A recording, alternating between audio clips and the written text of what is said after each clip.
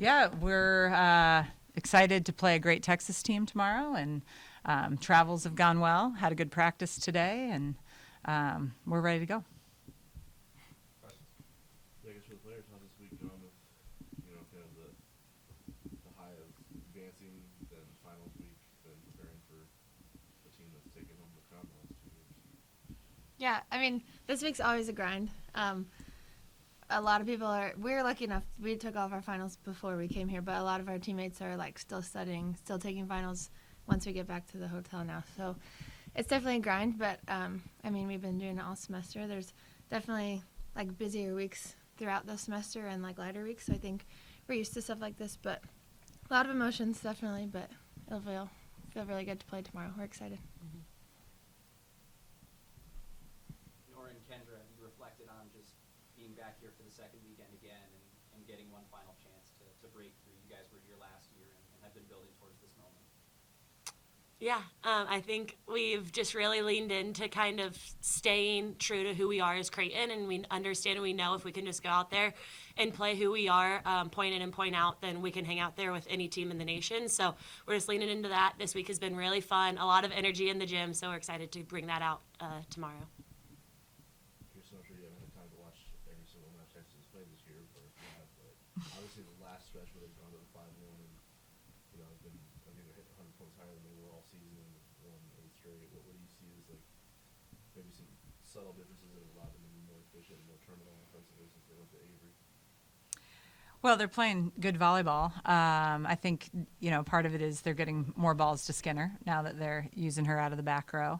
But it's not a one-man show. They've got formidable people in every position. So, I think, we know that we're playing a very good team. We think we're a very good team. Both teams are going to do some great things. It's going to be who wins the small ball. First contacts are going to be really important for each team. So, Texas is playing very well. Like you said, I think they're hitting their stride. So we're prepared for that, and it should be fun. You guys have one of the best floor defenses in the country in terms of how you've been able to shut down opposing offenses. So how confident are you in your back row's ability to stifle Texas? Yeah, I think it'll be both our back and front row. We've got to make sure we're putting up good, strong blocks. They hit very hard. I mean, they've got a lot of fast arms, so our block is going to be really, really critical to slow that down so our backcourt can make those digs. And then we're going to have to make some special plays, and then I think we're good in dig transition. So when we get that opportunity, we've got to put the ball down. You talked about how excited you are for just the opportunity to play Texas in kind of any form that they're in. What does that manifested itself like throughout the week? Has it been on your mind as you prepare for this, or just another match? I mean, we've been preparing all week.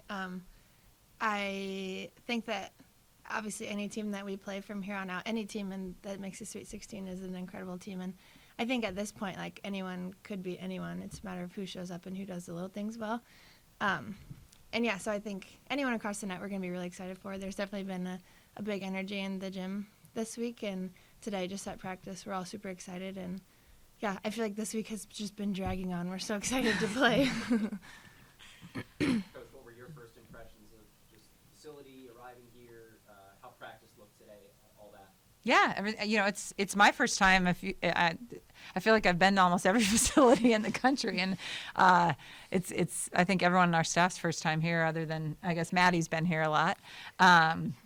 So, beautiful facility. I think it's their first time playing on Terraflex, so, that's new for their gym. People have been really welcoming. Everything's gone well. Different, I will say, the difference between Big East cities is you've got a million places to eat, and you come to a small college town, and it's much easier for our director of ops because there's just not as many restaurants as Chicago or New York City and things along those lines. So that's been a little different. On that note, you're not the only Big East team in State College this weekend. Given the way, like, the perception of that conference, and you guys hear it all year, whether you're on a national podcast or just from us locally, what does it mean to have two of the Final 16 left, especially two of the teams that that do take this sport seriously and try to be good at it? Yeah, I mean, I think the Big East is a very good conference. I don't think we get the respect that we deserve. The fact is, half of our teams were, I think, close to top 100 teams. I think we do have to get our bottom half to be better. But I'm thrilled that Marquette has moved on. They, we know how good Marquette is. They dropped, I think, like a single match during the non-con that maybe they shouldn't have. Other than that, they played a good non-con. But, they haven't jumped in the top 25, but when we've played them, we've known that they are in that caliber of team. So thrilled that we're representing. And, in the NIVC, which is the NIT of women's volleyball, the Big East has done really well, too. So we're thrilled with our postseason play within our league, and hopefully people will take notice. And, and hopefully some of our bottom half teams will start investing, because I think we could be a top 2 to 3 league in the country with the schools it's just such phenomenal schools in the Big East. You could attract a lot of high talented kids. You guys set a new program record last weekend in the second round match in terms of attendance at Sokol Arena. How cool has it been to watch the Creighton fans really rally around this team? Well, I'll start and let them jump in, but I will say that's off to our ticket manager, because I keep saying, sell standing room only, let's pack this place in. So he did that, and hopefully we'll continue to pack that place in. Yeah, Blue Jay Nation is awesome. Just kind of, and even now that we're on the road, we still have so much support from them. Like this entire week, we've had so many messages from alumni, from people just out in our community. So just really feeling that has brought us a lot of joy coming into this weekend. And I think no matter what, we still know we have a huge crowd supporting us back in Omaha. And so we're going to go out there and definitely play for them as well as ourselves. This one's for anyone. Texas came in here and talked a lot about the fifth set, and specifically their confidence when it goes to a fifth set. Obviously, there haven't been any 5-set victories for you guys this year. How have you prepared for it, and what is the confidence level given how tight it is between all these teams at this time of year? I think that if we were to go 5, I would feel very confident in our team and our ability to just go after it. I think that really any set we should have the same mindset from point 1. I don't think that our mindset should like drastically change when it goes to fifth set. I think if it did, then that would mean that we weren't playing as aggressive or all out the first 4 sets. But yeah, I would feel very confident in just this team's ability to compete and trust in each other in this type moments. And I know that we would compete hard, and we would. I love fifth sets. As much as we don't want it to go 5, I love a good fifth set. So. I know past doesn't predict the future, but when you look at last weekend, Nebraska had a bigger point differential than you guys did last weekend in terms of the teams in advance. Is that? I know you guys are already confident in general, but does that enhance it in any regard, knowing how dominant you guys were compared to the rest of the field that's left? I would say, honestly, I was glad that we got pushed to extra points against Ole Miss, because, again, I think we've been doing so well at playing Creighton volleyball and leaning into ourselves. And so to kind of get that punch and kind of be like, okay, how are we going to respond, I think was huge for us. So I think we have a lot of confidence knowing that even in tight sets, we can go after it and compete with anybody. And so I think that's really been huge coming into this week and upcoming matches. You mentioned, obviously, Maddie having played here before. For Norah and Kendra, what's the biggest thing that she's brought to this program this season? Either on or off the court?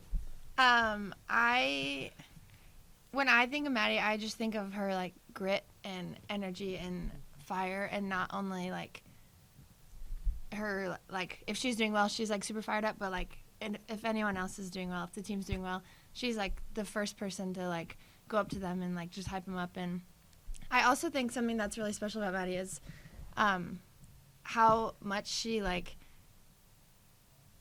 she'll, if something doesn't go right on the court, she is like the first one to be like, okay, how can we fix it?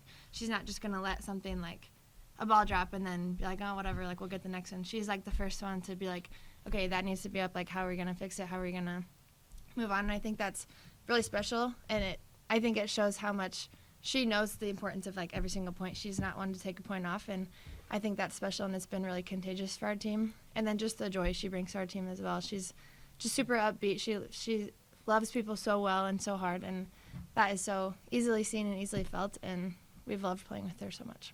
Kirsten, when you look at the national championship odds for whoever's left in this tournament, either the top 8 or in this little pod here in State College, when you look at this thing on paper and the teams you either will or could potentially face, does it feel like one of, if not the most stacked pods left in the tournament?